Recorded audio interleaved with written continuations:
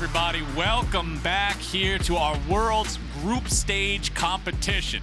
Game number 1 was a victory from Machi, surprising many people who had their bets placed on Team Liquid. But now we're ready to jump into game number 2, and I know a lot of LEC fans out there are excited to see G2 Esports get out here and compete. The number 1 seed from the LEC going up against the number 3 seed from the LPL in Suning Gaming. I think it's going to be incredibly exciting. These guys are the heavy favorites in this group. You know, despite the fact that G2 is number 1 seed and that Suning is the number 3 seed, I've been seeing a lot of people even putting Suning up above G2, in their rankings and even in the group finishing. But pretty much everyone feels like they have both these teams in the top 4, top 5 in the event. So these are some of the heavy hitters, and I'm really excited to see what kind of form G2 is going to bring to the world stage, because despite some of their regular season woes, they have had that in the past and then really showed up when it mattered. And it's always hard to know with G2. It's like, you just, some of the games, you're like, hey, you're having just a little bit of fun here, getting it out of the way. Because when push comes to shove, they always show up come finals. They always show up come playoffs. So we will see if they are going to show up here in game number 1 against Suning, who is going to be a tough task. There's a lot of great young players over on Suning. SwordArt is someone that you will probably recognize if you watch Worlds each year, was from the LMS, but they also have SofM, who is incredible, and he is, coming over from the VCS, and one of these junglers who has, I think, a fairly unique style to him. He very much always is building towards tank. Even on Lee Sin, he's going things like the Knight's Vow, he's going Spirit Visage, he's going, these more defensive options. And this is a guy who is willing to, sometimes sacrifice himself for the team very heavily, more of an enabler than the guy who's going to be doing the carrying himself in the late game. But he works incredibly well with Bin, their top laner. So, Wunder is going to have to be on point. But I do think for G2, if you're looking for advantages, the biggest one you're going to be looking at is the mid lane. I mean, Caps has been a monster internationally for years and years. Made finals with Fnatic, made finals with G2, won MSI with G2. And he's going to be going up against Angel here, who I do think that Caps can get an advantage there. And that's where I would really like to see G2 try to play through. I'm just excited to see, whenever I get to see G2 versus any LPL team, I know it's going to be a fun matchup, because when we were looking at last game, we were talking about how both these teams like to play slow. Everybody likes to be calculated, have a composition that'll allow you to move forward without a lot of risk. Throw that out the window. This is G2 versus the LPL. You mentioned in our game number 1 commentary about how for the longest time, LCK was the king of it all when it came to international competition. They played a slow, reserved style. Everybody tried to emulate it because they were the best. And then all of a sudden, for the past couple of years, the LPL has stepped up. When you look at Europe, G2 has been one of the most fun teams to watch in Europe because of their innovation, because of the fact that these guys are willing to try and play all sorts of wacky stuff that other people wouldn't try. And I do not define wacky as sitting back and waiting to scale, Mr. Vazale. I define this team by the risks they're willing to take that make them fun to watch, and up against an LPL squad, the region that has historically been known for being a kill-heavy, fight-heavy, in-your-face kind of region. I think this matchup should just be exciting from start to finish. I agree. I think it's going to be a really, really good one. And it's kind of just really signified an entire shift in the way people think about League of Legends, because in the past it always had been SKT in this kind of slow, methodical style, and everyone is trying to be SKT Junior, trying to emulate. And teams, started to forge their own paths. And G2 is definitely one of those innovators, the teams that are saying, no, you can't always play for the 100% play, because that doesn't exist. You're just going to play the game too slowly. Go for these higher risk, higher reward plays. Have confidence in your ability to outplay your opponents. Caps, I think, really does, kind of represent that so well. He is the kind of player that when he's strong, he's willing to look for these 1v3 plays, these 1v2 plays, where he says, I can actually find the angle here. I can find the outplay. And sometimes it's not going to work out, but most of the time, because of how damn good this guy is, he can pull it off. And it really is incredible to watch. Yeah, this type of League of Legends just makes for so much more exciting gameplay. I remember back in the days of lane swaps, the dark times of League of Legends, I would just designate the first 7 minutes of every game as popcorn time. Take a break, go get some food, nothing's going to happen anyway. I'm so glad we got rid of that. And now we get to have some action-packed early games. We get to see big outplay potential. We get to see a lot of skirmishes. And with these two squads, I'm hoping for it to just be in your face from start to finish. Caitlyn, Nidalee, Lilia, Ornn, Lucian, and Shen all banned away. Suning looking at that top side with the Ornn and Shen bans. Jungle also being focused here by G2, removing the Nidalee and the Lilia together. First pick of the entire draft will be the Twisted Fate for Caps. And this is going to allow him to move around the map and really heavily affect those other lanes, which is something he has done to great success. Yep, Bin getting his Renekton, his most played by far. This guy has been a monster on the pick in the LPL. That is why they are focusing the Shen, the Ornn. They're trying to target some of these picks that Wunder could perhaps, withstand the onslaught, because Bin and SofM pair up so incredibly well. Even on these picks that people don't traditionally think of as early game junglers, things like the Trundle, SofM can make ganks happen constantly up in that top lane. So I'm going to be interested to see what G2's response is up there. I think Wunder, if he wants to go another tank option, I think Malphite can be really, really strong. I don't expect SofM to go towards the AP junglers. He didn't really play any of them in the LPL. And Malphite versus, Renekton Graves or Renekton Lee Sin or any of that kind of thing can withstand very, very well. And then they can wait for Caps, to be able to make plays elsewhere on the map. It looks like it will be Volibear top, which I do think can kind of fit into a little bit more of a scrappy bucket than obviously the Malphite and whatnot, but you can still build defensively and try to itemize somewhat to survive. You can also look for those 2v2s if you are feeling like you are going to be able to pull that off, but they've got to show respect over to Renekton and Lee Sin, because that is where Suning has shown they want to go constantly. And if G2 can withstand that and get out on the map here with Caps' TF, I think they're going to be sitting pretty. Lee Sin locked in for SofM. We talked in game one about how the Lee Sin's kind of not one of the most popular junglers right now, not exactly in a spot in the meta where it's a Lee Sin meta. So SofM still with enough confidence in the pick to take that one into the graves here in this second game of the day. Syndra and Renekton solo lanes, there is a lot of kill pressure with those two champions, Mr. Isaac. We'll see how well they're able to make this game a nice and bloody one, but you were talking about scrappiness. Hey man, Graves and Volibear, two champions that are perfectly fine getting into a 2v2, brawling around the top side of the map. And with Wunder and Bin going head to head, two of the best top laners there are in the League of Legends game right now, that should be a lot of fun to see. It really is going to be very, very exciting, and also seeing how well Jankos can actually track SofM. Even if you don't want to go up there and fight, if you can help to ward out and find the Lee Sin, let Wunder know when Lee Sin is in his side of the map, when he has to play defensive, when he can actually go for trades and scrap it out. Because even if you can just do that as the Graves and farm and get stronger, you're going to be feeling really good in your position about that 1v1, and just in relation to the scaling that you have compared to that Lee Sin, you will be looking good. But a couple of bans going down towards Perkz. Yep. The Twitch has been getting taken away quite a lot, it feels like, in Worlds after its priority in play-in. You can see the support targeting here from G2. Banning away Thresh and Tahm Kench feels like they may want to go for a bit of an aggressive and engaged style support here, try to really go at their opponents. Generally for Suning, because they have such a focus on top and mid lane, on playing around that quadrant, their bot lane tries to sit back, tries to play a little bit more defensively, and that is something that some teams in the LPL have looked to attack, try to take the fight to SwordArt and huanfeng and see if you can make them pay. Okay, we got the Ezreal and we got the Bard. Like so this. Plenty of powerful range there. We know the Bard can slap people around in the lane if they go for a melee style support. Of course, we still do get to see SwordArt get that last pick of the draft, but let's see how it shapes out for him. And I think this is kind of the opposite of attacking that bot lane. Yes, you can still set up and look to do that. But generally speaking, I think if you go Bard Ezreal, you are looking to just get through that laning phase, and you're looking to roam, right? You can leave Ezreal in the 1v2 very comfortably. Yes, you have to respect the engage, especially post 6 of Nautilus and Ashe. That can be dangerous. But if Perkz can be chilling in the 1v2, farming it up against Ashe, Bard can be out on the map looking to back up his top laner if he's getting attacked, looking to back up his jungler if they're getting attacked, and even roam somewhere and have Caps ult in, and all of a sudden there's this extra member showing up here for G2 looking to turn the tides of that fight. And you know what? I like this. I like the fact that they're playing with a safe bottom side for G2, because we've sung the praises of Caps and what an incredible talent he's been on not just G2, but also on Fnatic and just in general in League of Legends for the past couple of years. Looking at how strong of a laner Wunder is, how effective Jankos can be in the jungle. But if you're looking for anybody that could be labeled as a weak link on G2, you look at the bottom lane and you see some of the highest death numbers in the LEC on these guys. they can definitely find themselves in hot water.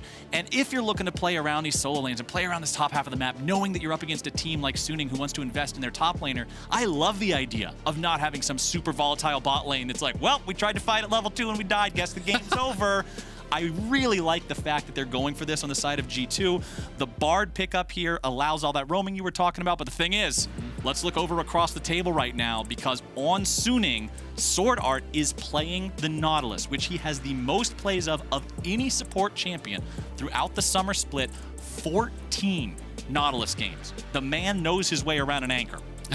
Definitely true. I mean, it's Mickey's most played as well, so he should be very comfortable, looking into this. He only has the one Bard game himself throughout the year, rather this split on Mickey. SwordArt was one of his most played, so both these guys are going to be extremely familiar, not only with their champs, but with their opponents' champs and how to kind of answer that. And, to your point about G2's bottom lane, you always got to remember that they actually, lane swap Perkz back to mid lane in spring, and then they're back down to that bot lane in summer, so there is going to be some adjustment period there. Yep. But I also just think that his comfort zone, he was so dominant on kind of the crit marksman, and those have moved a little bit out of fashion. Things like the Senna coming really in big and the Ezreal, so we'll see if he can kind of find that same success that he's had internationally in the past on some of those other picks here on the Ezreal.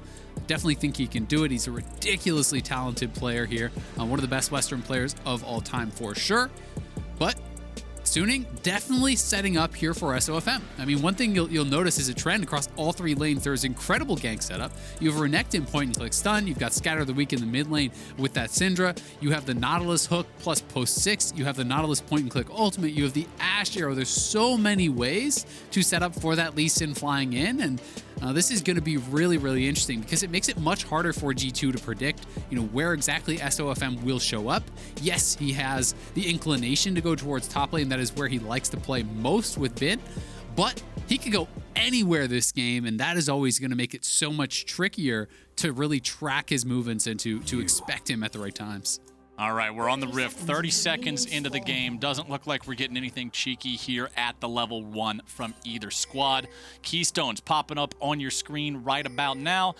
Everything's par for the course, man. You got Phase Rush on both Graves and the Syndra. We know that both of those champions can go for runes that apply more damage if they want, but we already talked about how Phase Rush is busted. So many champions want to take it just because haha can't be slowed. Very, very powerful thing to have in your arsenal to escape some ganks as well as facilitate yourself landing more damage through your own plays.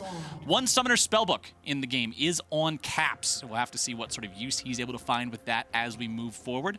Teleports, once again, we have an Ezreal with teleport versus a different AD carry with a combat summoner spell on the other side, so there will be a teleport advantage for G2 as we move into the later stages of the game. Yep, and something you have to remember, kind of similar to how we saw that Caitlyn Lux lane, you don't have to match the teleport of the Ezreal if you think that you have the push, right? Because if you can actually reset with the wave at their tower, it doesn't really matter if you don't have TP, you don't lose that much. But if you're going to be on the back foot, then you may need to take that teleport to actually try to match so you don't give up too many minions while that is happening. So on our screen right now, we were looking at the top laners, and I want to just give a quick fun fact about Bin because we talk about how successful he is and how the team likes to play around him. This guy, and I already mentioned how bloody of a region the LPL is and how this region is just known for how aggressively they play League of Legends. Exhaust used at level 1 down here in the bottom lane by G2. But Bin has the most solo kills of any LPL player. That is not any LPL top laner. That is not and there's 17 teams. At all. Yeah, there's 17 teams with 5 people on each team. Quick maths, 85, not counting subs. This dude's number 1 for solo kills. If you find yourself in an isolated situation, 1v1 against Bin, maybe just walk away because the man is exceptional at these situations, incredibly talented. Engage in the bottom lane from SwordArt. Doesn't exactly find him much of anything. They were still level 1, so the follow-up isn't really there, but you can see here in mid, Angel with the early control over the wave. Caps losing out in a couple of trades there, pretty low HP. Expected the Syndra should have the push here early on, so we'll see Caps if he can withstand that. But down on that bottom side, because the exhaust was forced this early, G2 really has got to stay away from any sort of all-in fight because now it's essentially 2 combat summoners to 0. Yes, you can kind of erase the flashes as those are even on both sides. The exhaust is on cooldown and you have teleport on Perkz. There's Heal and Ignite available for huanfeng and SwordArt, so they really don't want to fight pretty much unless you already have them poked already basically to dead. But Wunder handling this very well up on that top side already, and Jankos has eyes on SofM, so this is kind of what you have to do. He's going to have to give up this scuttle because Angel did move up, but there is a potential angle here for SofM to double scuttle, and I think he's going to go for it as Angel is just moving down, keeping him pushed in. He's even going to use the Q to just taxi down towards that bottom scuttle even faster. Their bottom lane has the push. I already talked about how they don't want to fight, so we'll see if SofM can grab this early double scuttle here and start off looking good, but he actually went back to base. Interesting. Yeah, he chooses to back instead, goes ahead, grabs that Skirmisher Saber as well as a control ward, so has extra ability to escape trouble now by ward hopping over to that ward if he finds himself cornered. Also has the extra dueling potential of the Red Smite. Remember that Red Smite is like a miniature Exhaust and Ignite put together. Not as effective as either one, but still has a similar effect to both. So makes him much deadlier in that 1v1 situation against the Graves. And now you can see the on my way ping. He's saying, all right, now I'm coming to deal with the Scuttle Crab. Yep. He fires off the Vision Plant, the Scryer's Boom there just to make sure that the Graves isn't hanging around in Pixel Brush or anything. And SofM gets both crabs really well. And it's so interesting because G2 so clearly expected that he would be doing it that they didn't even go check, right? They're just like, oh, that's gone. We saw him move, from the top side through mid lane, down into that bottom side brush. Of course, he's taking that scuttle, so they didn't even go and check. He actually prioritized that earlier skirmish shaver just in case he didn't run into anyone, wanted to be ready to fight. You can see that Wunder is going very defensive here early on. Double cloth armor, I think it is so intelligent. At some point in the game, you can expect SofM to be up here. It's physical damage on Lee Sin, physical damage on that Renekton. And building defensively and withstanding, I think, is going to be the key to the game because you don't need to be the person to make things happen for your squad. You can just kind of chill and wait for Caps to be able to set up for a play. Wait for Bard to be able to roam and try to make things happen there. And Jankos is actually just walking down here. This is not a gank. This is to just get a free push in on the wave. And this will actually allow Perkz to potentially just save his teleport if he does want to. He can TP back if he wants to keep up the pressure, but I think in this case, you just hold the teleport, you walk back to lane, and you have that TP available if you get pressured out later. So nice little bit of jungle pressure there from Jankos, and Caps even getting eyes on where SofM is. All right, SofM deciding to counter jungle a little bit. Caps tosses him a couple of cards. SofM wants to finish stealing this Wolf, but the Wolf may be his own death sentence. He flashes away, going back to the safety of his team. So trades away a big Wolf for a flash. And not really worth it, but I don't think he expected Bard to be there that fast, right? Probably he's saying, all right, Caps is here. Who cares? I'll just ignore him. I'll kill this off. And it's not like Caps has any damage items. He bought a Null Magic Mantle, right? So he was able to grab that, and we'll see if he can secure this. Jankos steps up to take the enemy chickens, but Jankos, you don't think that a flash is worth a wolf? How about a death for a chicken? First blood for Suning. He didn't even get the whole chicken. He just got one piece, Flowers. This is the worst trade deal in the history of trade deals. Well, it's a deal that he ended up striking for himself. Jankos gives over first blood, trying to go even there on the jungle camp, trading back and forth with SofM. I can see the thought process. He's like, okay, we know that my opponent used both Flash and Smite stealing my Wolf camp. I should be able to steal that chicken camp away. But Angel's control over the mid lane just set things up, made it so he could rotate over, pick up that free kill. And now that means Suning has themselves a 600 gold lead. Things were pretty much dead even right before that, so that is really the only advantage here for this squad, but it's a nice early pickup 6 minutes in. I mean, giving first blood over to this Syndra, who already is going to have kind of that early advantage in that 1v1 against the TF, so that's not really very fun for Caps. No. You're already being pushed in, and this extra injection of gold may keep that happening longer, but at the end of the day, it is not the end of the world here. You can see the early Bramble Vest now completed for Wunder. Got another early base out. Wunder has been handling this 1v1 beautifully, and SofM has not actually made any trip up there. Things overall, I would say, looking pretty darn good for G2. They have not fallen prey to any of the pressure that could have potentially come out here from Lee Sin, except for a little bit of counter jungle. Bottom side 2v2. Again, going to find some damage here onto Perkz, who shoots the Mystic Shot off onto SwordArt at the back end of the fight. Makes that go a little bit even around here. Hawk Shot off there over SofM's shoulder, but doesn't exactly see Jankos, who is working on this red buff. Nice smite secure there, dodging away from that Sonic Wave. SofM will not be able to move in and secure that one. Both junglers are level 6. Remember, SofM, no flash on the Lee Sin, so there's no opportunity to make a big play there with the kick. Jankos still has his own flash, can get a chance to use it before he died at that chicken camp. But now, Suning are after the Drake, should secure this one without really any contest here. They didn't even have a smite for that, but now G2 is coming in looking to stop him. SwordArt over the wall, trying to stay alive, uses the blast cone, gets himself away. Mikyx in hot pursuit, but SwordArt gets away underneath the tier 1 turret. The disengage from Suning keeps everybody alive. A lot of summoners forced there by G2 with that TF ultimate being popped, but end of the day, SofM able to grab the dragon and Suning gets away. You can see why SofM is such a respected jungler. He is constantly looking to pressure, utilize the advantages that its lanes have created, attacking the wolves, attacking the raptors, taking the dragon, knowing that they were in that winning position. Did get a little bit dicey though, and we can watch this one more time. Looks like probably a scatter of the week, I assume. Yep. Did interrupt Cap's ultimate, so critical there from Angel to actually prevent Cap from coming over, and that was, his first ultimate of that game. A lot of people really do put a lot of emphasis on making that first play happen, because this is when you have no cooldown reduction, you're at rank 1 ultimate, it's the longest cooldown, so it feels very impactful sometimes to set the pace of the game. Caps also, is going for that more defensive itemization, building towards Aroa, likely some early Merc treads to survive against the Syndra. So has no early CDR, and it does mean that you're going to pay a much heftier toll having that interrupt. And I was praising Ben earlier on at the beginning of this game, and Wunder is just doing a great job dealing with him here in this top side. I say as he ends up just getting his butt kicked underneath the turret. Eats 2 turret shots, but he does have a nice CS lead up here, about a couple waves worth, as the Scuttle Crab is spawning in topside river, and Suning has brought SwordArt to the party. Mikyx also here on the Bard. Dredgeline nearly finds him. Nice use of the Magical Journey to make sure Mikyx gets away. As Suning, yeah, they brought the bodies up here, Ezreal, but hey, the Crab's already been secured by Jankos. Will be interesting. I think G2 actually have an angle to go for this, though, because remember, Perkz saved his TP. So he can actually TP up here if they want to try to force, and we'll see if they do go for it. He is going to TP up. They know huanfeng's on the bottom side, has no sums. He cannot answer this, and big sidestep. SwordArt just barely sidestepping away. Dredgeline into the wall. Spider-Manning himself out of this one. As the follow comes through, they're looking to maybe make it a trade. Instead, it's going to be SwordArt going down. Jankos still going to be kept alive. Nice outplay there, but it's still going to be a 1-for-1 trade with the junglers after the fact. Support plus jungler, traded away for jungler, 2-for-1 at the end of the day, and G2 comes out on top. They do, but the question is, how much are you going to lose on the bottom side? Because they're bleeding out farm now here, and we have to take that in consideration. But Angel now getting caught up. He's in trouble. Now this could be pretty big. Angel goes for the return kill on Perkz, but will not find it. Angel, what are you doing there, pal? G2 with the punish. Yeah, G2 getting a couple of kills, but still, we'll see. Does the second plate go down to huanfeng? Because all that farm lost on the bottom side. They lost about 2 waves there. They lost a plate. So they do go positive 2 kills, and the Rift Herald wasn't taken.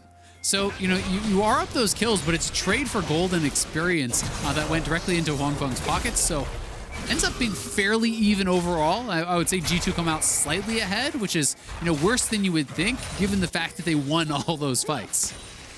G2 making sure they strike back here in this game. Also, notice the stacking items now online for both of the G2 carries. We got that Mana Moon stacking up for Perkz, as well as the Rod of Ages already completed 11 minutes into the game for Caps. So right about 21 minutes, that will be at its maximum stack, maximum gold efficiency. He is 2 waves behind Angel there in the mid lane, but honestly, Angel's early successes are now offset by that mistake he had sticking around in the enemy jungle, getting caught out there. That loss sort of equalizes things a bit better here in the mid lane. And G2 now with their bottom laners up here in this top half of the map, they're going after the Rift Herald. Yeah, I think this is actually pretty cool lane assignments, right? They sent Caps down towards the bottom lane, and they just left their dual lane mid to try to make sure that they had the extra members up here and they could get the eventual Rift Herald. But Suning is roaming up. We'll see if they're here in time. It looks like G2 should just be able to finish and walk away, so I don't think any fight is going to break out. But, really smart lane assignments here from G2, and that is going to net them the Rift Herald. And Mickey's actually the one to grab it, which is very rare, I would say. Do you see the support picking it up? But perhaps just feeling like he was the one least at risk of getting picked off there. Maybe nervous about SwordArt, catching someone with that ultimate. And Bard may have been able to keep safe. Plus, you're a Bard, right? You're going to be one of the supports that roams around the map the most. Usually you see the Herald itself going onto the jungler because he's the one who can apply it to the lane where it's most desirable. But if you have a Bard that's going to be running around the entirety of the map anyway, like we've seen Mickey try to get involved in everything G2 is doing, he does have 3 out of 3 kill participation, so should be still pretty easy for G2 to find the application of that wherever they want it. Looking across the board, we're still waiting to see items come online for first completions across the board for Suning. You can see that the Blade of the Ruined King is in process of being completed there for huanfeng. In the mid lane, you've got Angel still sitting on the Lost Chapter, waiting to complete that into the Luden's Echo. And now SofM and SwordArt are going to be starting up the second Drake of the game here for Suning. As the ulti comes out from Cap, it's going to see what they're doing. It sees what's going on, but Caps pops the ghost. He's getting the hell out of town. Yeah, he kind of had an inkling that maybe Suning was looking for a play on him. His team doesn't really have any vision on this side of the map. He hasn't seen a lot of the members, so smart defensive ultimate there from Caps. Gets the intel he needs, does back it up. They're dropping Rift Herald on the top side at the same time. That last plate probably not going to be able to be cracked because there is so much resistances on that, but the turret plates are about to fall in 10 seconds, so G2 should be able to grab that turret for themselves after the fact anyway. And going to be looking at that first turret of the game. Wunder building very likely towards the Black Cleaver plus Iceborne style of build. This is very popular in the LPL. You know, it's an efficient, cheap 40% CDR style build, and does feel pretty nice when you complete it. Yeah, plus you're allowed to stack the components if you don't want to just go for a straight completed item instead. Between Iceborne and Black Cleaver, there are 3 different, about 1,000 gold components that all give you 10% CDR, so stacking those up is very easy. And you can see right there, he had the Kindle Gem already completed, plus the Sheen to start off, and then now completing the Iceborne means he's at 30. So Volibear, very, very deadly when those skills can be going off so rapidly. Also has the ability to resist the damage of Renekton and Lee Sin together, as you pointed out earlier, by stacking the armor. And hey, if the only AP threat on the enemy team is a burst mage that does not want to be wasting her entire damage loadout on the Volibear, you're feeling pretty good about just prioritizing armor and then going for your bruiser items. You definitely are, as long as you get some health, right? Because that's the one thing with Bramble Vest and Iceborne, that's a lot of gold for 0 health, right? You are going to get some from the Black Cleaver, but you know, hopefully your next item after that would be at least some HP. It doesn't have to be MR, but like Deadman's even, get that Giant's Belt in there to just have enough flat health to survive that Syndra burst. And then I fully agree with you, because Syndra doesn't generally want to be expending the ultimate on the Volibear. It's going to make you too vulnerable, you know, in that rest of the fight. And we can see that, you know, with this build also, it's a really cheap 2 items. So, you know, when Ezreal completes 2 items, you're going to have 2 items very quickly after that. Potentially here on Wunder. And you're going to have a lot of members on G2 that are ready to go. Whoa, that engage there from SofM going deep underneath the enemy turret. Ends up having to use his own flash. Now he jumps in for some chickens. Gets the kick onto Jankos. Will not be able to stick around and take those chickens. These chicken camps are incredibly deadly this game, Ezreal, as SofM does have to use that to disengage there. I can see maybe what he was thinking underneath the tier 1 turret. Yeah, we can go in, try to kick the AD carry back. That's Ezreal. He presses E, it doesn't work. Yeah. That seemed a little bit too hypey from SofM. They got the tower, right? He's zoning them back. So that's the other thing you have to remember, is that, yes, it did cost him his flash, but he got Mikyx's flash out of it, and they killed the tower because Perkz was running and the rest of G2 is trying to peel for Perkz. So, you know, SofM definitely plays extremely aggressively. He plays without almost any fear. You know, he shows mid lane, goes for that play, and then he's like, yep, I'm just going to engage and follow up right into the chickens, try to steal away some jungle camps in your face. He's constantly taxing your resources, forcing you to make correct decisions against him, or he will punish you. Because he is playing so bold, but really, he only has the 1 death. It's not as though he's running it down this game at all. You would expect someone playing like this to have died more against G2, who is such a good team at punishing you.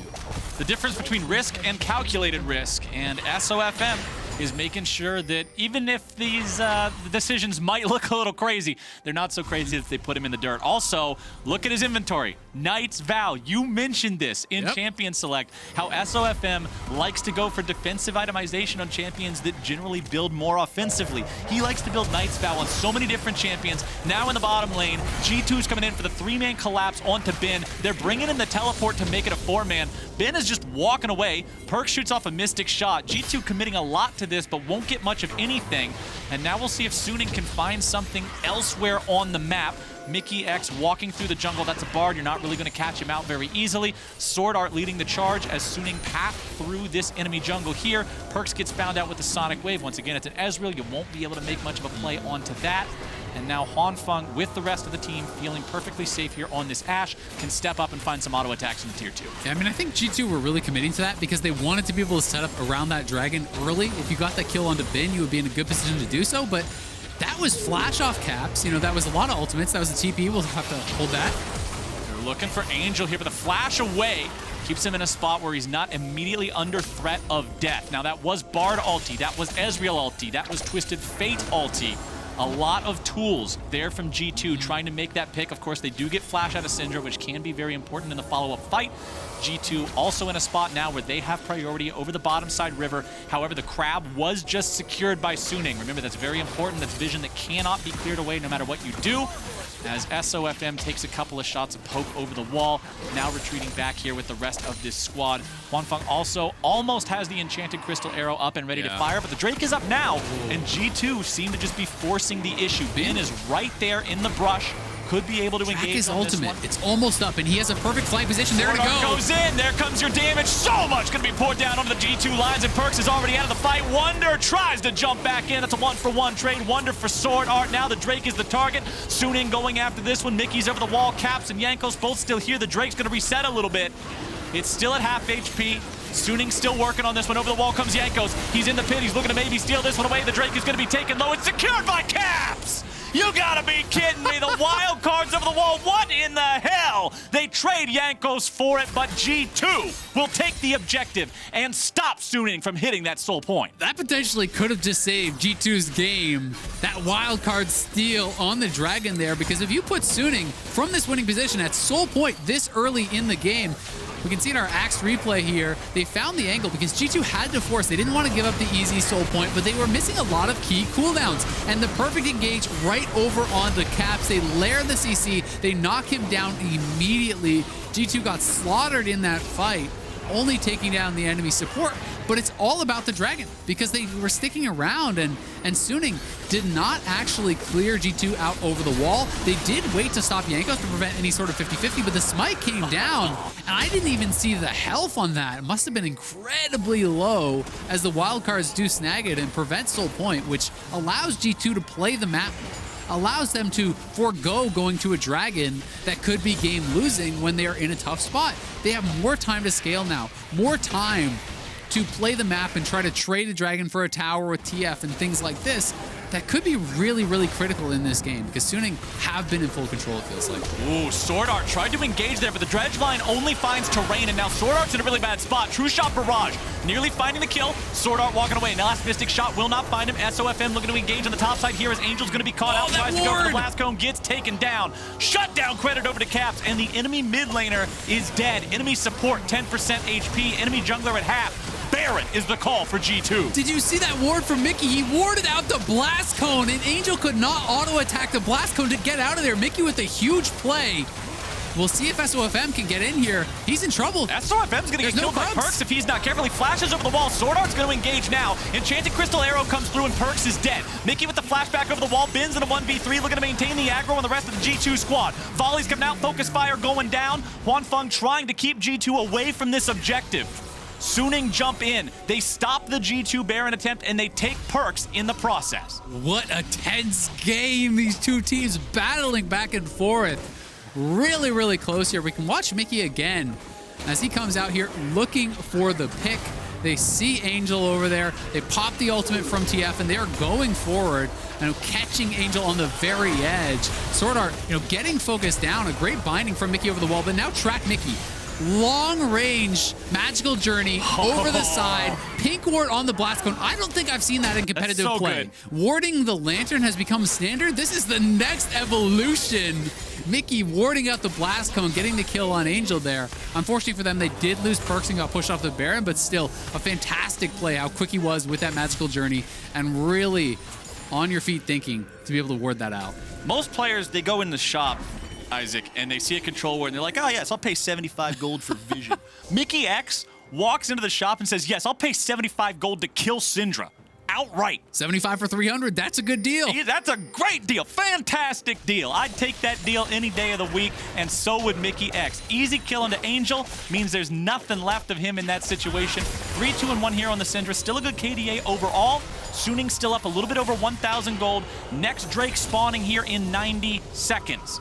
Now, this one is still very important. Remember, we're working towards an Ocean Soul this game. This is one of those souls that can really, really change the course of a game. And for Suning, You know they don't want to be losing this one again to another wild card, wild steal. This would be the opportunity for Soul for them if those wild cards didn't steal the last one. We talked about how fortuitous that was for G2. They're happy with that situation, but now can they contest around this one? 60 seconds until that Drake shows up.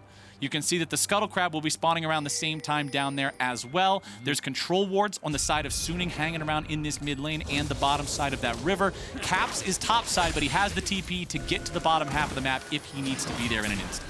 And he actually just popped his ultimate. So this is what I was talking about. I think that, you know, they are willing to make these sort of trade plays. G2 is such a strong macro team, really good at playing side lanes. Caps gets out here, actually pops the TF ultimate to track vision, and then has a timed out, so he's actually going to TP back. So pretty expensive wave push, I will say. But now that they know Syndra's up on the top side, they're going to try to move in here and get vision themselves. Angel does have TP to be down, but they have to keep contesting, because if you give over Ocean Soul, Suning has a lot of beefy boys over on this other team. They got some tanks. I mean, this is a full tank Lee Sin. He's going Spirit Visage third. Renekton has a lot of HP, and Nautilus is pretty tanky too.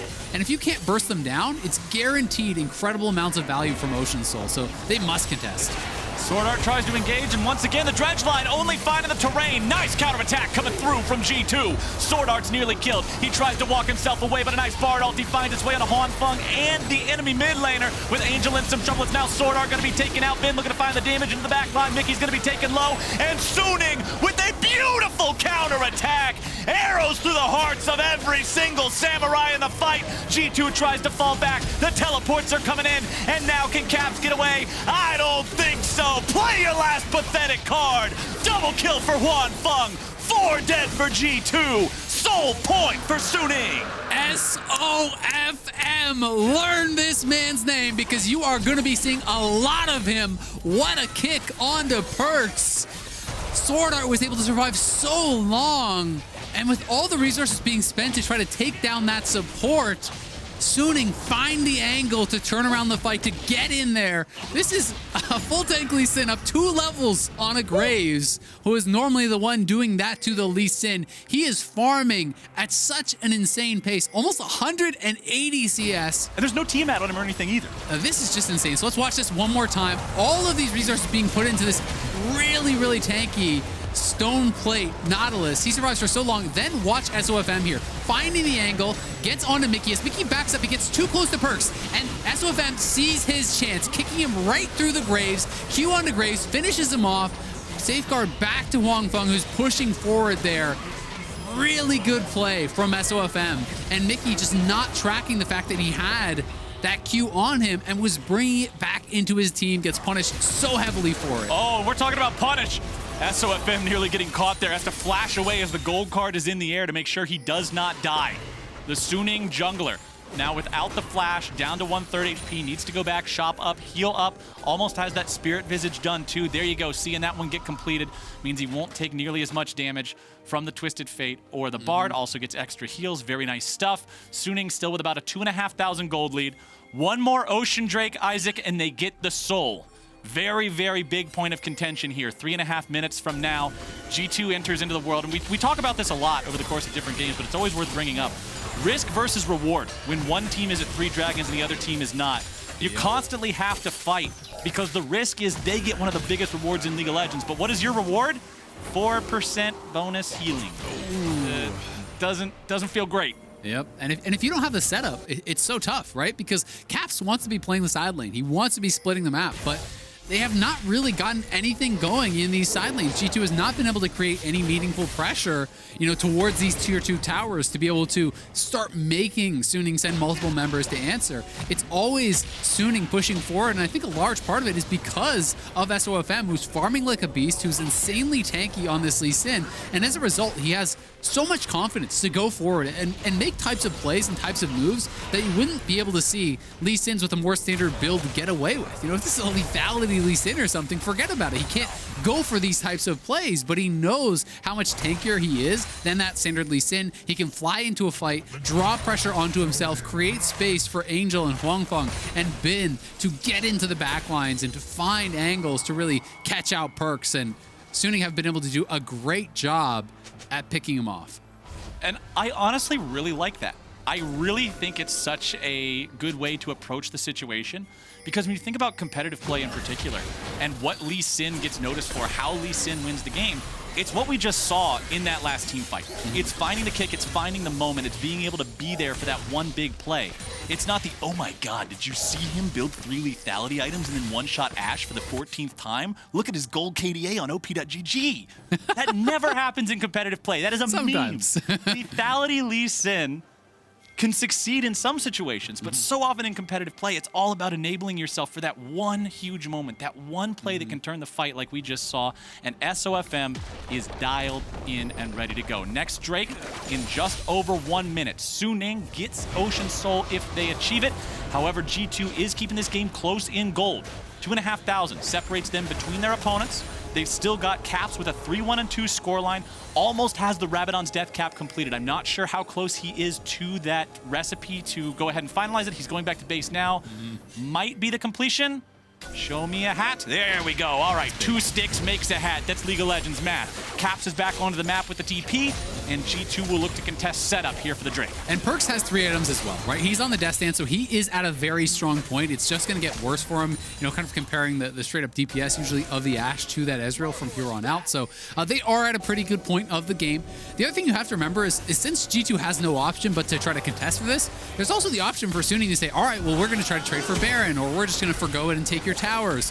They have more of these options, and that's why it's so important for G2 to have the setup to get control of mid lane, and that's why they're fighting heavily for this. We'll see if they can secure this dragon for themselves here. It's up in 10 seconds. Bin is already in a flank spot, has not yet been spotted here, and look at This is a big moment here in this game. Caps fires off the ulti, but it's going to be a catch down onto Perkz, looking for some of the damage onto him, nearly able to finish him off. Now they're going to find the kill. It's Jankos down as Bins dive into the back line. Once again, going to be disrupting multiple people on the side of G2. Dredgeline not finding the mark. Suning's able to find the kill, but they're all down, low HP. Huanfeng nearly dead, flashing out, keeping himself alive. G2 disengaging, still looking to skate the periphery of this fight. The Scuttle Crab is up, the Scuttle Crab is down. Securing that one is guaranteed vision over the Drake pit.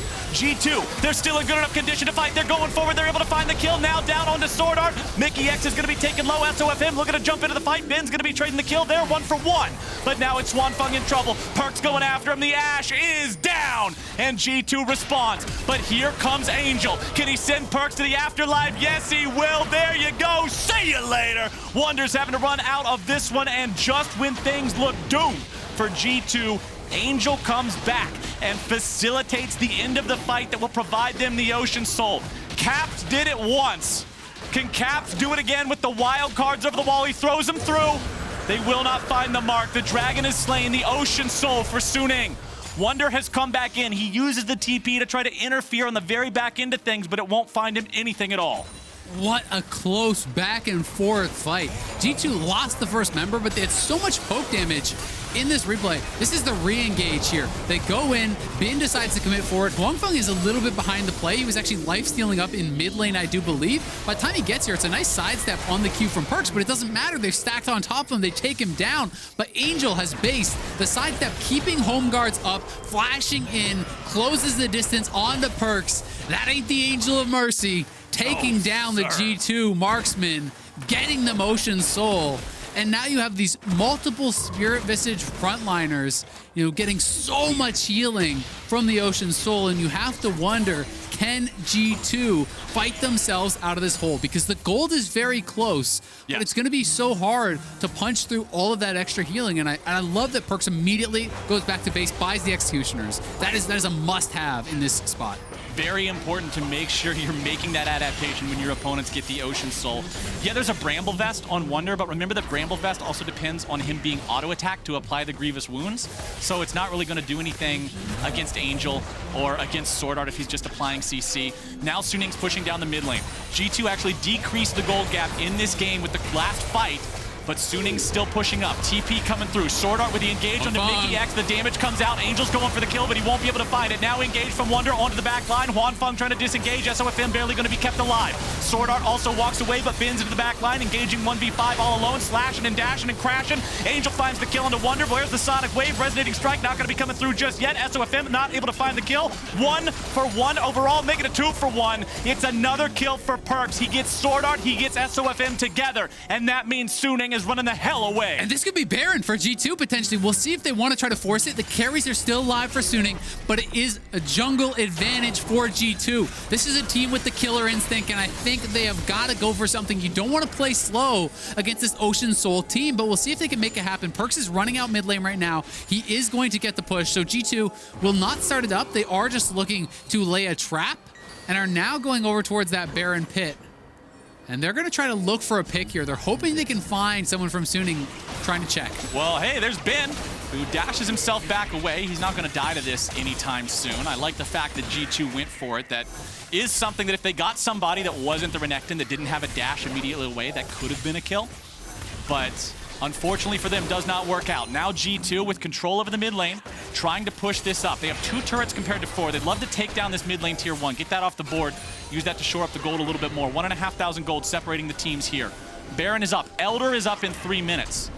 And with that being the state of the game, I do want to address a change to the ebb and flow of the neutral game fight that Elder brings in. You're no longer in a low-risk, low-reward situation if you're G2. Yes, you have to deal with Ocean Soul, but now winning the Drake fight actually gives you this super powerful reward as well. If G2 can win a team fight around the Elder Drake and take the buff, all of a sudden, this game can swing just right back in the other direction. Yeah, I mean, it's no longer Ocean Soul versus 4% regen. It's Dragon Lasers versus Dragon Lasers, and they're Fair up for fight. grabs. Fair fight. G2 now having to deal with the fact that Suning is starting up the Baron, and Suning want to be able to secure this one. Nice follow-up coming in from the Ashe ulti. Mikyx loses about half HP. Suning still in the Baron. The Baron is dropping incredibly slowly. There's no way they can stick on this one the entire time. G2 has arrived. Wunder's ready to jump into the middle of everyone if need be, and Suning will walk away. And you see, Angel wasn't willing to actually commit the ultimate to try to kill off Mickey there. You know, wanted to just try to poke him out and save it for any sort of committed fight if it broke out afterwards. At this point in the game, it's going to be long respawn timers if they go for it, and SofM is just moving aggressively forward here. Knows he can't really be taken down, and look at that regen when he gets his damage out with the Ocean Soul, just kind of flying right back up. This Lee Sin, this is a Chad Lee Sin if I ever seen one in my life. Land the Q, take the Q. And it's not even a my mind's telling me, you know, but my body's telling me yes type of thing. He doesn't even die for it. Both are telling him yes. It's 3, 2, and 10. Mind and body are in sync. The man is just ready to go on this Lee, and I love watching it. Game's still dead even in terms of gold between these squads. 1,000 gold doesn't really mean anything. 35 minutes into the game, it's the difference in wards at this point in time. Look at the itemization on huanfeng. Has that QSS, 2 crit items completed, third one in the process. Over on the other side, you've got QSS also up on Perkz, who has been caught out a few times this game, 5, 4, and 5 on the KDA, so wants to make sure he's able to get away if he gets hit by the Enchanted Crystal Arrow or by a stun from Angel. Because honestly, if he sticks around for any amount of follow-up, he's just dead. Yep, but he hasn't had to fight yet with this QSS, so it is going to be harder to take him down. The one you might be worried about on the side of G2 is actually Caps now, because he still has no Zonias and he has no stopwatch. He's very squishy, but he's high damage. He has the rapid fire in to try to get those picks with the gold card, and he's also sitting on no flash. So, you know, if he's in a bad spot, he could be in trouble. He's going to have to rely on some really good positioning. It's a higher risk, higher reward build, and that's the kind of playstyle we have come to expect from Caps. Bin gets spotted by the sweeper of Mikyx, so G2 is aware of where the Suning top laner is hanging out. Blast Cone is up. Could be used to go over the wall here for the Elder Drake fight. Remember, G2, man, this is a fearless kind of squad. Even if Suning has control over the pit, you know Jankos will be getting in there, going for the 50-50 on that steal. As the red buff is secured, SofM has that one. Enchanted Crystal Arrow flies out. Perkz going to use the QSS, getting himself away. Caps will not be hit by the dredge line, but SofM is going in. SofM is exhausted. Bard ulti finds its way onto SwordArt, and SwordArt alone. SofM still looking to find some more onto Caps. SofM is alone. SofM nearly going to be taken out. Has to get back to the safety of the team. Bin and the ulti now having to run away as well. Suning, they tried to go for it. They tried to look for some capture potential onto that pick on Caps. Flash coming in from Bin. Follow-up dredge line won't find the mark. Suning may have overestimated their engaged potential, and now they're going to be eating some damage on the back end of the fight. The True Shot Barrage comes through. The Mikhails there was so big from Mickey. They knew there was no cleanse on Caps, so Bin went for it. But Mickey was there with the Mikhails, saving his mid laner again. G2 playing it so well. For the kill, and they found it. Angel has been destroyed, and Suning is in a 4v5. G2's looking for more now. They're finding the gold card. It's on to SofM. SwordArt's going in, looking to buy some time, looking to protect his valuable members of his team. Lee Sin has to disengage. huanfeng running away now too. Suning losing their mid laner. Proper team play, protecting each other, kiting out the CC, disengaging when Suning tries to deal with them. Now they have to fight through this Elder Drake fight. They have it aggroed. They're the ones tanking it. Suning still sticking around. They don't want to give this away for free, but they make the call to go in and fight 4v5. It looks like they do. Yes, they will. Mikyx in some trouble. Enchanted Crystal Arrow flies out. Suning going in for the fight. Wunder in the middle of 4 people. True Shot Barrage coming through. Finds the kill into huanfeng. SwordArt's taking all the damage down. Mystic Shot over the wall. Perkz with the follow-up, able to find the kill. SofM still alive, but he's down to 1/3 HP. He goes in. He's looking to steal the Drake, but he will not be able to do it. Here's a losing hand, buddy. Jankos ends up grabbing the kill, facilitated by Caps, and G2 will take the Elder Drake. What a fight, Flowers! That was incredible! G2 and Suning going blow for blow there.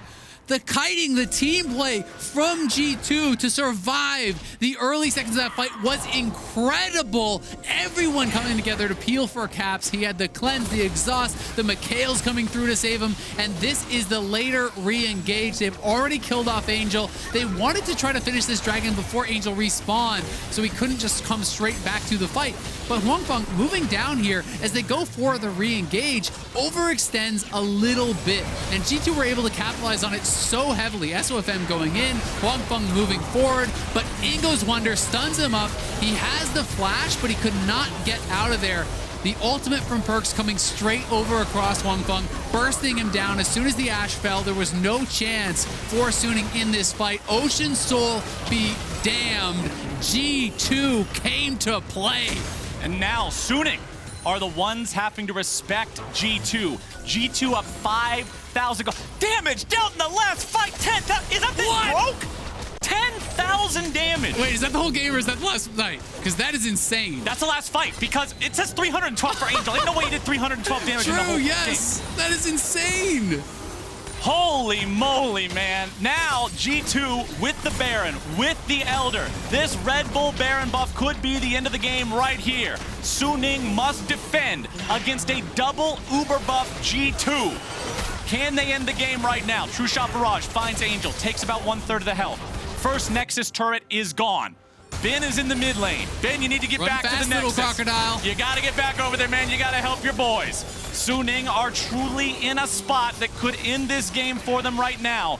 But the Elder Drake is such an X factor trying to wait here. it out. 30 more seconds. They've got to survive another half minute. They need to clear this wave away. G2 want to stop them. Enchanted Crystal Arrow fired off, looking for some damage onto Jankos. Ben goes into the ultimate, keeping himself alive. G2's on the push. G2's looking to make the play. Wunder into the dive, looking to disable the turret, keeping things going. Wunder's going to be killed off. huanfeng taking that one. Beautiful scatter the weekend. Sends them running. SofM goes in. He tries to dodge away. A little bit more damage would trigger the Elder Dragon, but they won't be able to find it. The dredge line now Caps down to in the the Mikyx, back. looking to find the kill. Caps into the back line, trying to find the wild cards, trying to find the damage. Caps is going to be barely escaping. The damage down onto the remaining players. Perkz is out. Caps is throwing the cards around, looking to finish off the Nexus turret. He won't be able to do it. And it's an ace for Suning. Oh my God, this game is incredible, Flowers.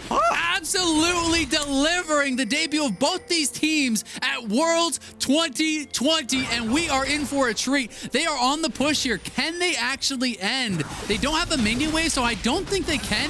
Jankos could be up, but Caps' res timer is so long. Maybe they just try to straight up go for it because the full march is on. Jankos and Wunder will be back. God. Mickey will be back, but the question is, will they be able to hold without Caps and Perkz? And is Suning even willing to go for it? Because they have lost these last couple fights. Maybe they want to go for it. Give me 5 games of this pumped directly into my veins. This is Worlds. This is League of Legends. This is Suning looking to end the game. Nexus turret's being kept alive now by the Bard ulti. Perkz and Caps going to be coming up here in just a moment. Suning going for the game-ending push, going for the team fight, looking to find the damage. Wunder's going into the ulti now, looking to mount the defense.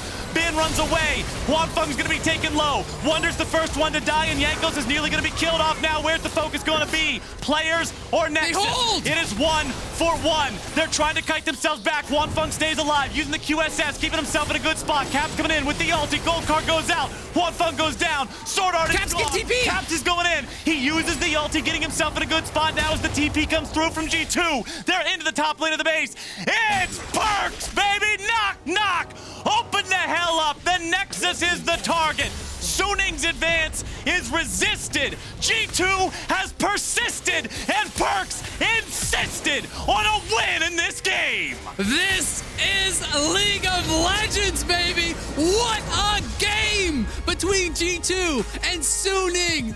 That was incredible! That's Worlds! That's why we're here! Anybody ever asks you, what are you doing watching video games at 4 o'clock in the morning? Turn this on! Holy moly! Oh man, I sure hope you didn't miss this game. This was, I'm gonna say, this is the best game I ever cast. That was so exciting. From G2 and Suning, both teams played some incredible League of Legends here today. Suning really playing out an amazing first 25-30 minutes, getting the Ocean Soul. SofM playing his signature style, his signature pick. You felt like G2 were painted into a corner. You felt like G2 were gonna lose from there. But the coordination, the skirmishing, the ability they had to kite it out in these fights around the dragons is unmatched. That was just a thing of beauty here from the #1 team from Europe. Look at the excitement on Caps' face, man. What did I say? Damn, what did Flowers. I say about the LPL against G2 and how fun this would be to see? This is everything I wanted. Let's from go. This matchup. I need more games like this in my life. Run it back. Best game of Worlds so far. I know we're only on the second day of groups, but that's the best game of Worlds by a mile so far. What a matchup between G2 and Suning, man. Man, I don't know. I don't have anything else to say. My brain is melted. That was hype. If that's what Worlds is going to be in 2020, you can make this a 12-month long tournament for all I care. Give me more of that. Oh my goodness. All right. Well, now that the game has concluded, head to the hub on Spotify for all the League of Legends action, all in one place. Hear the sounds of League. Check out the League of Legends playlists and podcasts, including teasers for Untold Stories, a new exclusive podcast coming this October.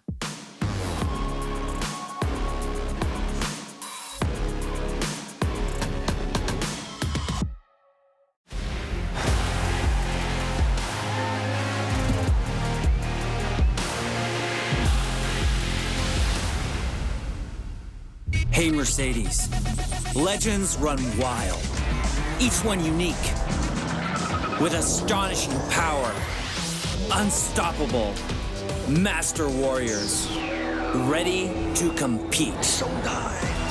Seeking glory. We live it, we breathe it, we have each other's back. Together, we become legends, icons of a new generation.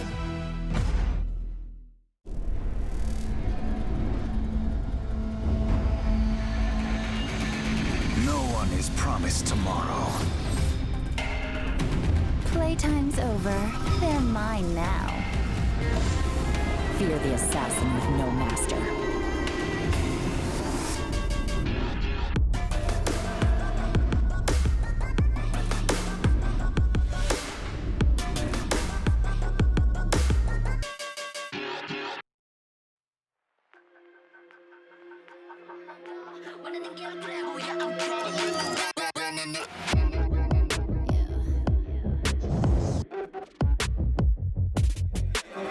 Too fast, life is moving in slow-mo. I'm a god, but I actually don't know. Homie, better put your pride aside. I'm a Benz, get more like a Volvo. Your best stuff looks like my words. Synapses, fire, and burst. Got the whole crew with me, about to do damage. You know we ain't average. I ain't gonna say this again, but it's in my time. Better look in my eyes. I'm a genius in the skies with my heart on my sleeve. You can force you a block to a king in his prime. Everybody got a line. Sit back with the stars in line. I finesse like my life on the 9 was a diamond in the rough, and now I shine. No one could stop us, they'll try, but they won't. Nada nos puede parar. Oh no, we're wide awake now. Our eyes are wide open. We're running this world. We're keeping it turning. We're living like giants. Yeah, giants. We're bigger than giants. We're giants. Oh, sleeping giants. Sleeping giants. Yeah. Shutting it down. Been in the ground, and my people all up in this place. Spinning this thing, go to my rank. Royalty up in my veins. I'm no gold, think I'm so cold. I say something, ain't no going back. Now they ask where Kiki's at. I'm like, you can't hang with that. 쏟아져 빛이 멀게 된 눈이 멈추지 않아. Once we go, 내게 너울. 내는 모든 배워 빨리 달려.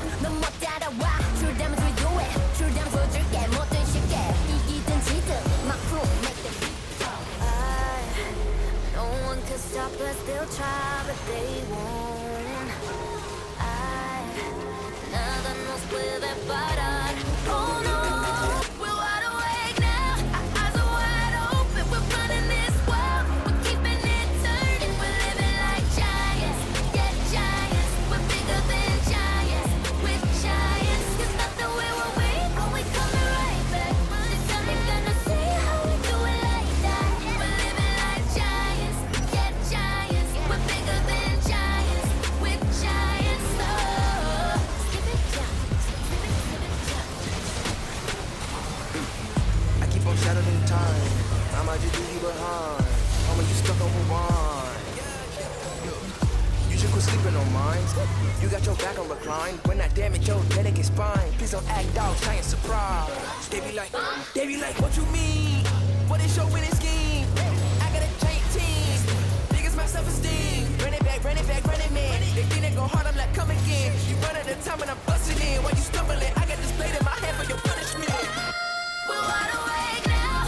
Our eyes are wide open. We're running this world. We're keeping it turning. We're living like giants. Yeah, giants. We're bigger than giants. We're giants. You thought that we were weak, but we coming right back.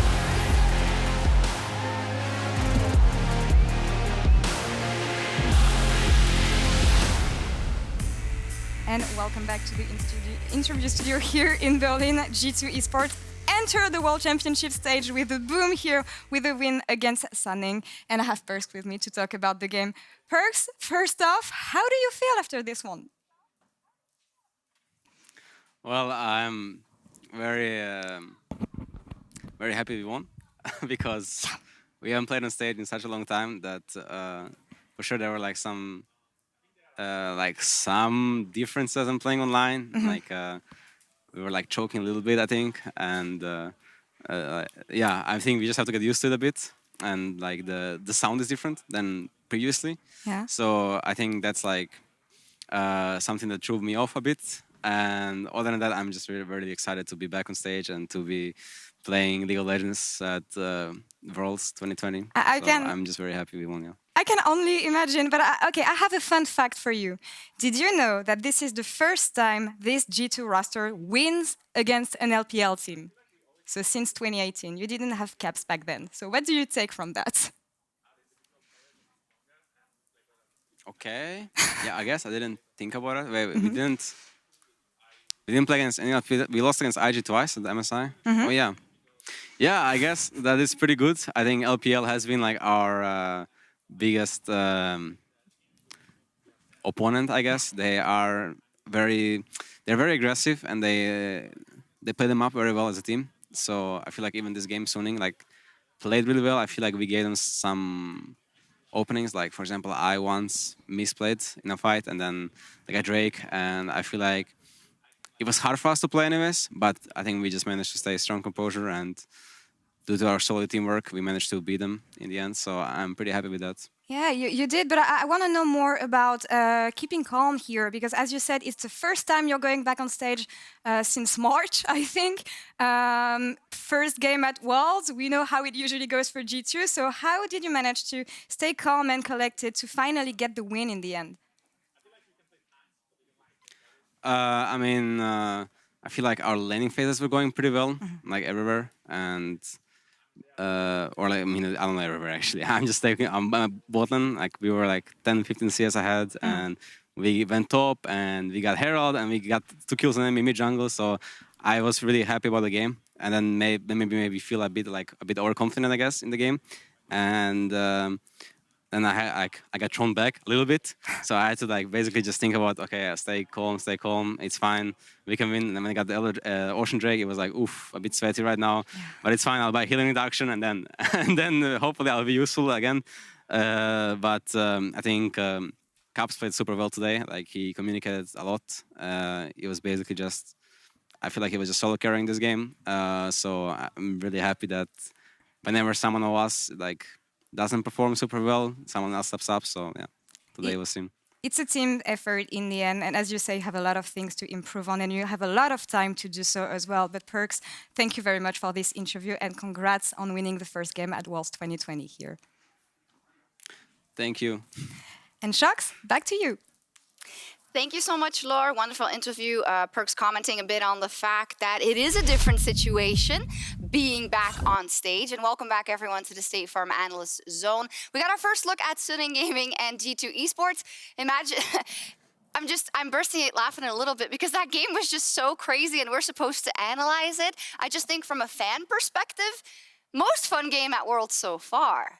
I think it kind of had everything. Crazy Lee Sin kicks, a crazy ending with a backdoor, whatever you want to call that. Just give it a new name. You guys It was do that like the super double well. front door, right? Everyone was trying to run it straight just in. Knocking on the doors, I guess. I don't know. You home? Yeah, we shouldn't do the name creation because it's terrible.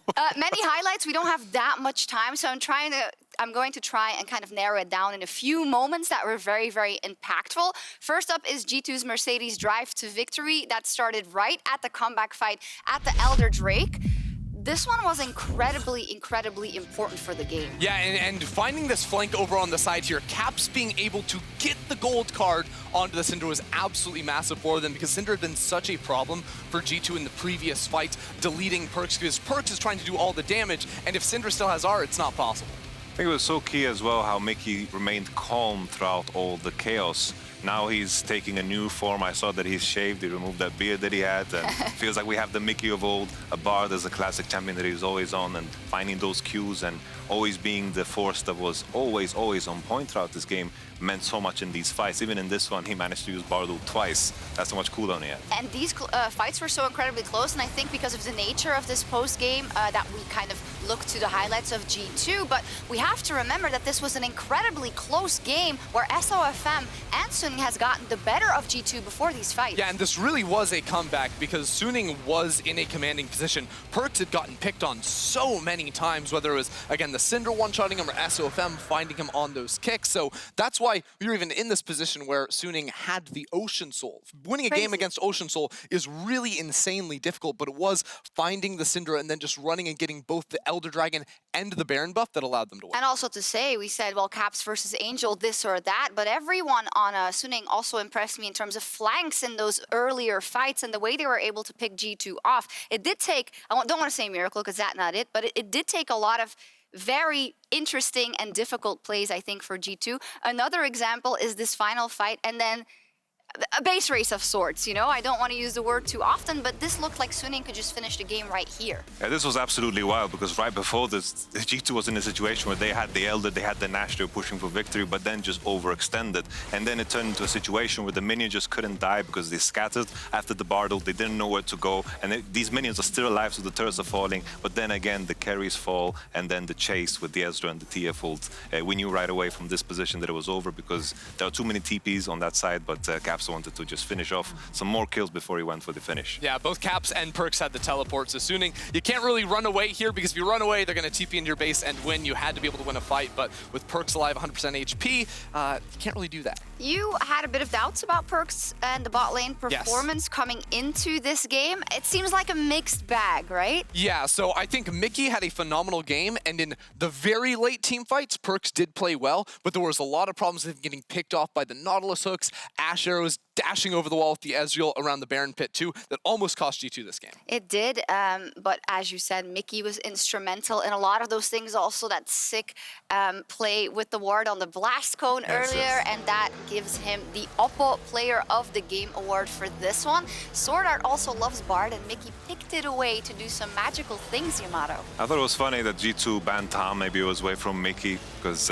Bard is great into Tom, but nevertheless, the Bard performance was super, super good. I remember we're working with Mikyx in his rookie split. Oh, he autos the control. You know, Bard was something that was permabanned against this guy, and now it's kind of revived, and it's something that we have to keep on the radar because Mikyx had a stellar performance throughout the chaos. He was the pillar that stood tall. Beautifully put. It gave me memories of the Woodid putting the ward on the lantern when they played versus Uzi in 2018. Shades of that, G2. Sick though, and also as we heard in the interview, kind of for G2, winning versus Vietnamese jungler, weird. Winning versus an LPL team, weird. Winning on the first day, weird. It's going a bit too well, I think. But yeah, something's very, very wrong here. And I think as a final note, Suning and G2 just looked like they were very evenly matched in a lot of that game, and I don't think we can take definitive kind of judgment on Suning or on G2 from this. Yeah, I mean, ultimately, I think the game right now is so focused on team fighting. We saw so many team fights. We saw both teams win and lose. It seems very closely You're matched. being Oscar music cued out. That's what they're doing. I guess we're taking a break. When we return, though, LEC's Rogue aim to take down LCK's top one. Do not go anywhere. And that is it. Rogue with utter domination will slaughter PSG Talon. Damwon Gaming obliterate JDG to start their world's run.